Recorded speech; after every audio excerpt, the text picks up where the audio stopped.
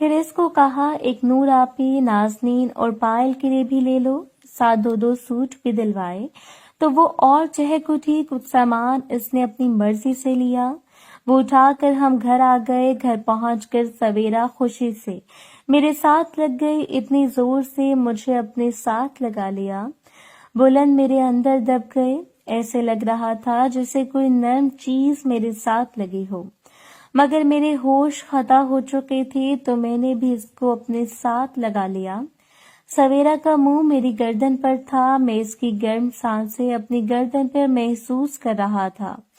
اچانک مجھے ایسے لگا جیسے سویرا نے میری گردن پر کس کی ہے، تبھی میں نے اس کو خود سے الگ کیا۔ اس کو دیکھا تو اس کا چہرہ لال ہو رہا تھا، آنکھیں نشیلی۔ میں بنا کچھ بولے روم سے باہر نکل آیا، خود کی حالت ٹھیک کی اور واپس جا کر باہر کھڑا ہو گیا، مگر سویرا کی یہ حرکت میری سمجھ میں نہ آئی۔ یوں اچانک اس کو کیا ہو گیا؟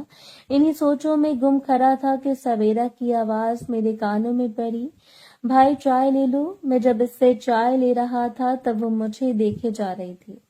میری بہن کی آنکھوں میں جوانی کی پیاس تھی جس کا مجھے اچھی طرح احساس تھا۔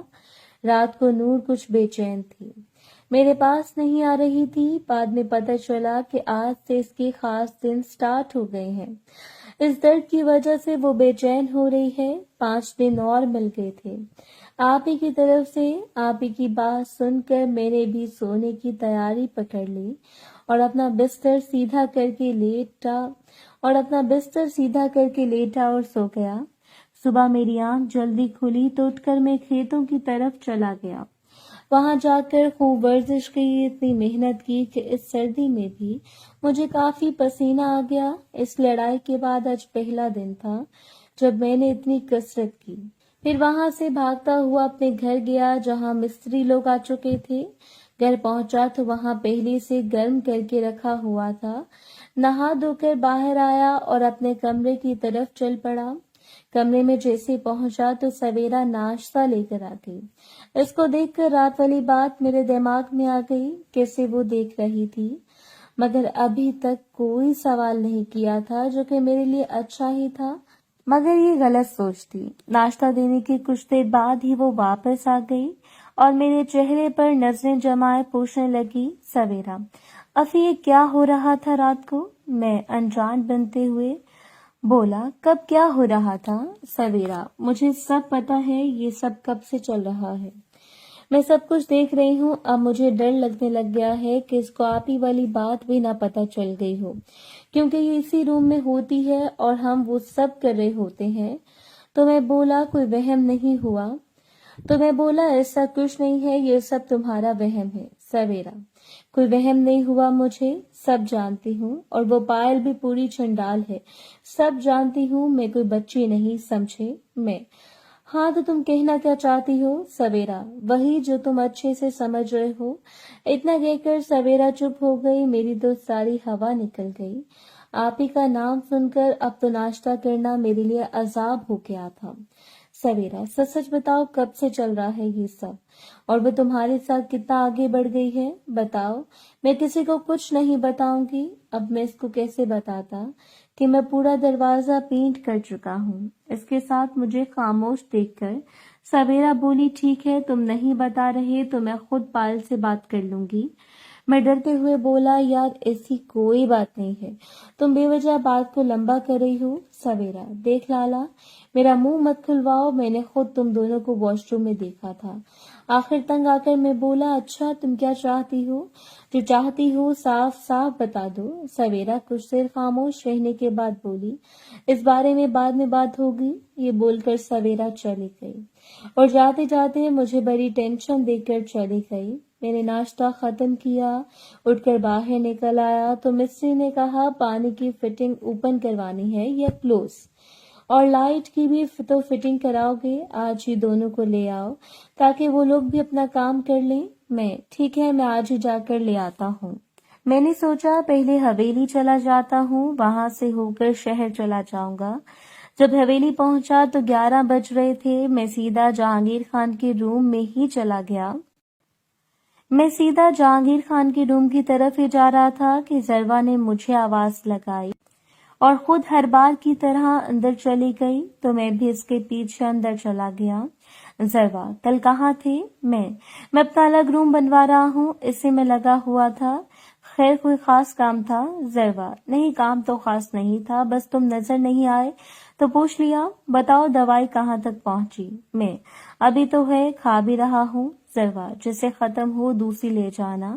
میں اوکے لے جاؤں گا، پر تمہیں کیا کام ہے وہ تو ابھی تک نہیں بتایا۔ ضرور وقت آنے پر سب بتا دوں گی، فی الحال یہی کرتے ہو اور اپنے چھوٹو کو اور زیادہ طاقتور بناؤ۔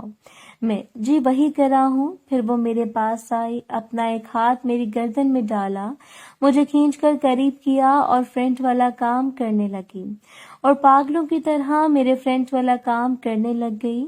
آج ضربہ میں جنون تھا، شدت تھی، پاگل پن تھا۔ مجھ سے بھی رہا نہ گیا تو میں نے اس کو باہوں میں کس لیا کس لیا اور اس کے انداز میں اس کے ساتھ لگ پڑا۔ ضربہ کے بلب میرے ساتھ دبے ہوئے تھے جو میرا جوش اور بڑھا رہے تھے۔ کافی دیر ہم ایک دوسرے کو کام کرتے رہے۔ جب دونوں کی سانس اکھڑنے لگی تو ضربہ مجھ سے الگ ہوئی۔ اس کے گال لال ٹماٹر کی طرح ہو گئے اور آنکھوں میں نشہ سا اتر آیا۔ ضربہ تم کس میں ہی اتنا مزہ دیتے ہو کہ پانی نکل جاتا ہے؟ اب جاؤ یہاں سے، میرا کام یاد رکھنا۔ آج تو سچ میں دل کر رہا تھا اس کو یہیں لٹا کر دروازہ پینٹ کر دوں، مگر میں چاہ کر بھی ایسا نہیں کر سکتا تھا۔ پھر جہانگیر خان کے کمرے کا دروازہ بجایا تو یاسمین نے دروازہ کھولا، مجھے دیکھ کر مسکرا کر بولی، آ گئے؟ میں جی مجھے شہر جانا تھا، سو پہلے یہاں سے ہوتا جاؤں۔ کیونکہ کام تو نہیں یاسمین، یہ تو تم کو جہانگیر ہی بتائے گا۔ تم بیٹھو، وہ نہا رہا ہے۔ ابھی بیٹھے ہوئے 5 منٹ بھی نہیں ہوئے ہوں گے کہ سردار باہر نکل آیا۔ سردار خیر ہے؟ میں جی میں شہر جا رہا تھا، سوچا آپ سے پوچھتا جاؤں، کوئی کام ہے تو نہیں جاتا؟ سردار بولا، نہیں تم جاؤ، کام ہوگا تو میں خود تم کو فون کر لوں گا۔ میں بھی جی ٹھیک ہے کہتا نکل گیا۔ باہر نکلا تو مجھے غفور ملا جو بڑا خوش دکھائی دے رہا تھا۔ میں نے پوچھا تو بتایا، غفورہ 3 سال بعد میرا بیٹا باپ بننے والا ہے۔ میں یہ تو بڑی خوشی کی خبر ہے، اس کے لیے تو پارٹی بنتی ہے۔ غفورہ بالکل ہوگی پارٹی۔ تم کہاں جا رہے ہو؟ میں شہر جا رہا تھا۔ غفورہ رکو، میں بھی تمہارے ساتھ چلتا ہوں۔ پھر غفور خان نے گاڑی نکالی، ہم دونوں ہی شہر کی طرف نکل گئے۔ شہر پہنچ کر پہلے لائٹ والی شاپ پر ساری بات طے کر کے سامان لیا، پھر وہاں بندہ اور سامان چھوڑ کر تھوڑی سی دور ہم کو پانی کی فٹنگ والی شاپ مل گئی، اس سے بھی سامان لیا۔ سامان اور بندے لے کر واپس گاؤں پہنچ گئے۔ تب تک مستریوں نے آدھی دیوار بھی پوری کر دی تھی۔ پلمبر اپنا کام کرنے واش روم میں گھس گیا، الیکٹریشین اپنا کام کرنے میں لگ گیا، مستری لوگ بھی اپنا کام کر رہے تھے۔ غفورہ تو سامان اتارتے ہی چلا گیا۔ مجھے بھوک لگ رہی تھی، سویرا سے کہا تو کہنے لگی بس تیار ہے کھانا۔ میں نے کہا 2 بندے اور بھی ہیں، ان کا کھانا بھی جائے گا؟ سویرا ٹھیک ہے بھائی، میں ان کا کھانا بھی بھیج دوں گی۔ پھر کھانا تیار ہوا جو میں باہر لے گیا۔ کھانا کھانے کے بعد سب اپنے اپنے کام میں لگ پڑے۔ گھی والا کلچا کھا کے آج مجھے بھی مزہ آ گیا۔ میں کمرے میں آ کر لیٹ گیا تو پیچھے سے سویرا بھی آ گئی۔ کہاں تک پہنچا کمرہ؟ میں بولا بس 2 دن اور لگ جائیں گے، پھر سارا کام ہو جائے گا۔ سویرا کیسی سیٹنگ بناؤ گی اپنے کمرے کی؟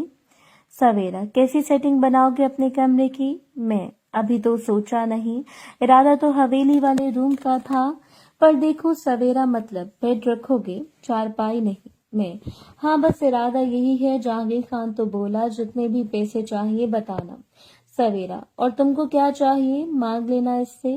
میں بولا ہاں ضرورت ہوئی تو اچانک۔ سویرا اپنے مقصد کی بات پر آ گئی۔ سویرا لالا پائل مزہ دیتی ہے، میں اس کو دیکھنے لگ گیا۔ سویرا چل اب شرما مت، بہت جلدی تمہاری میں بھی دوست ہوں گی جیسے آپ ہی ہے، اور ہنسنے لگ پڑی۔ کیا مطلب؟ آپ ہی میری دوست کب ہے؟ وہ بس آپ ہی ہے۔ سویرا بولی بس میں نے خود دیکھا ہے تمہارا کھیل جو تم لوگ میرے سونے کے بعد کھیلتے ہو۔ اب تو میرے پاس بچنے کا کوئی راستہ ہی نہیں تھا۔ سویرا: اچھا یہ بتاؤ آپ ہی مزہ دیتی ہیں یا سویرا؟ اچھا یہ بتاؤ آپ ہی مزہ دیتی ہیں؟ سویرا کے پہلے سوال نے مجھ پر بم گرا دیا تھا۔ اب تو میری بولتی ہی بند ہو گئی تھی، بات ٹالنے کے لیے کہ اس پر پھر کبھی بات ہوگی۔ سویرا: پھر سب آ جاتے ہیں، موقع نہیں ملتا۔ ابھی بتاؤ نا، مزہ آتا ہے؟ میں: یار چھوڑو ان باتوں کو، ہم کوئی اور بات کر لیتے ہیں۔ مگر وہ کہاں چھوڑنے والی تھی، اس کی باتیں میرا دماغ خراب کر رہی تھی۔ اچانک باہر سے الیکٹریشین نے آواز لگائی تو میں جلدی سے اٹھ کر باہر نکل گیا۔ الیکٹریشین بھائی، میں نے نشان لگا دیے ہیں، ایک دیوار رہتی ہے، وہ میں کل آ کر دوں گا۔ صبح میں ایک بندہ اور لے آؤں گا جو شام تک سارا کام کروا دے گا۔ پھر جب پلستر کا کام ہو جائے گا، اس کے بعد ہم وائر کا کام کر دیں گے۔ آپ میرا نمبر لکھ لو۔ میں نے اس سے نمبر لیا، پھر وہ چلا گیا۔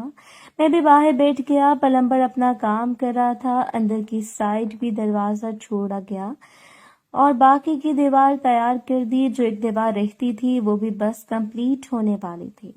دیواروں کا کام تو پورا ہو گیا تھا، اب بس فرش اور چھت کا کام رہتا تھا۔ مستری: چھت آر سی سے کروانی ہے یا کچی؟ میں: کچی کیوں، آر سی سے کروانی ہے؟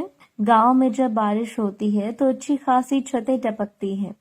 محترم ناظرین اور سامعین، اس کہانی کا باقی حصہ اگلی آنے والی ویڈیوز میں پیش کیا جائے گا۔ اگر آپ کو ویڈیو اچھی لگی تو ویڈیو کو لائک اور ہمارے چینل کو سبسکرائب ضرور کریں۔ شکریہ۔